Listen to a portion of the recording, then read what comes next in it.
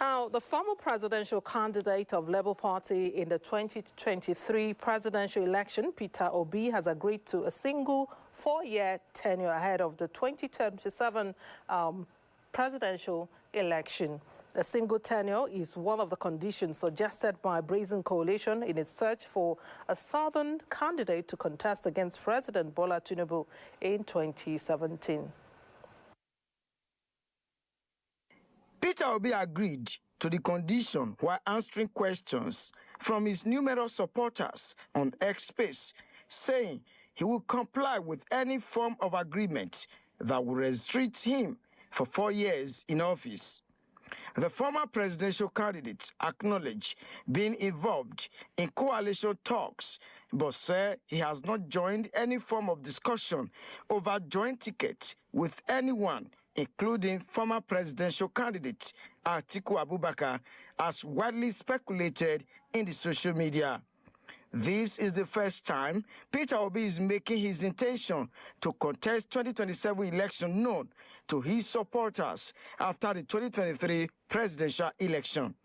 Peter Obi expressed his desire to rescue Nigeria, saying if the coalition is not about stopping the killings in Benue, Zamfara, how to revive the nation's economy, how to make the industries productive, how to put food on the tables of Nigerians, he will not be part of it. While promising to bring stability in Nigeria within 2 years in office, Obi urged Nigerians to see the need to rescue the country with him. Ogie Ihimekme, AIT News, Abuja. Now, former presidential candidate of the Labour Party says he is willing to serve for just 4 years. He also dismissed speculations that he had discussed or had agreed to joint ticket with former Vice President Atiku Abubakar. Now, to give us insight to what is really going on in Nigeria's political space is Sergius Ogun. He is a PDP chieftain and former member of House of Representatives. You're welcome. Thank you for having me. Now, let's begin. Can any politician truly keep to their words, more so promising to just do one term after testing power? Well, it depends on the individual. But point of correction, I'm not a PDP chieftain. I've left PDP. I ran for the governorship for Edo State 2024 under the platform of Labour Party. So I'm a member of the coalition. And if Peter Obi says he will do one term, he's one that is believable. He's one that we believe has conquered greed, and he will do one term. Yeah, I can't speak for all politicians, but I served 8 years in the National Assembly representing Eastern Northeast, Eastern Southeast. And the agreement, there was no written agreement. But the convention is that you do 2 terms to allow you to go to the next local government. And that was what I did. In my own time, I honored it. And that's how people even said, okay, fine. If you as a politician can honor your word, come out and run for the governorship. So yeah, politicians can. Now, are we right to interpret the decision to allow Peter Obi to run for only one term as an appreciation of a national reality that equity and fairness can no longer be toyed in promoting inclusivity and national cohesion?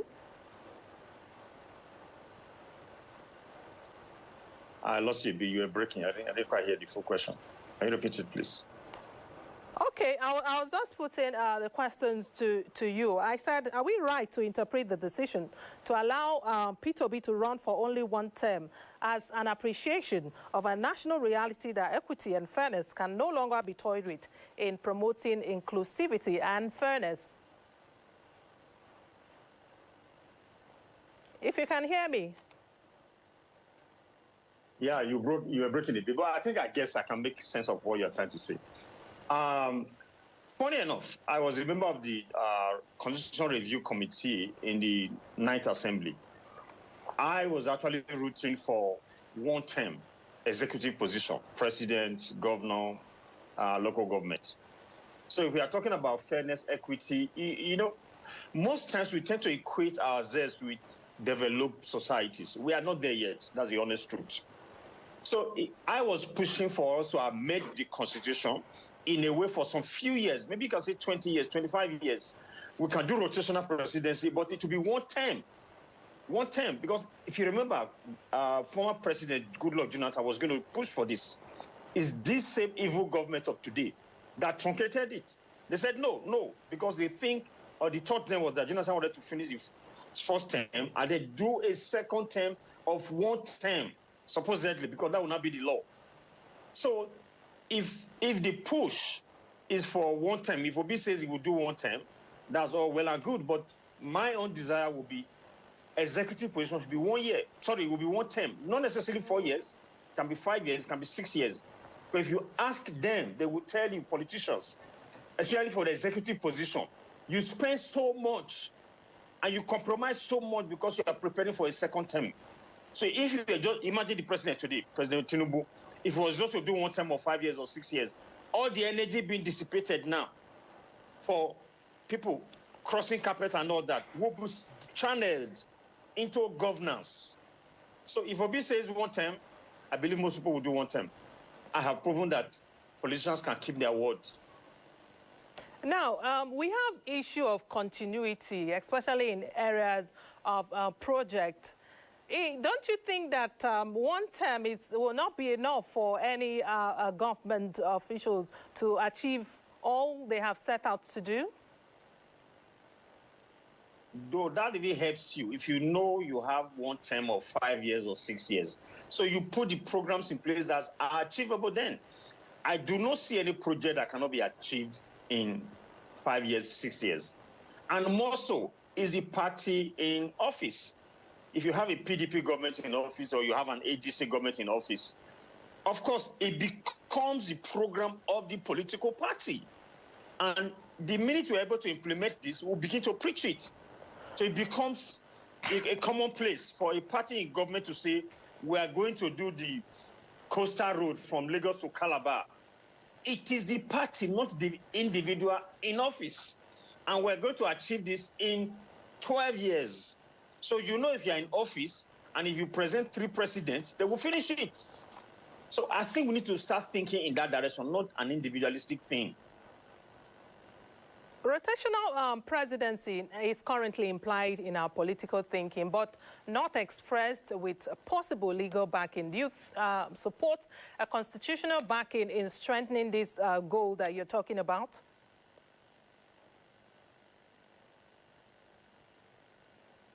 Hello, Sergius. Can you hear me? Yes. You were breaking a bit. Please, can you repeat I said, do you support a constitutional backing to this goal you're talking about? We seem to have... I heard something about rotational presidency, you said? Yeah, rotational presidency and a legal backing to support this one-term presidency you're talking about. Yep. Should there be a legal backing? Yeah, of course. Of course, if it's amended, if the Constitution is amended, yeah, that is achievable. And like I said, it's not something that we are saying it should be there forever. In the Constitution amendment, it can be something that you say, okay, in the next 30 years, we are going to do this. Because I believe strongly in the next 20, 25 years, people say nascent democracy, that it's no longer nascent, because from the Fourth Republic to now is about 25 years. But if you go and check American history, it's still nascent. Most of the things we are talking about in America took place from 18-something, so that they are almost perfecting it today. We can't be comparing ourselves with them.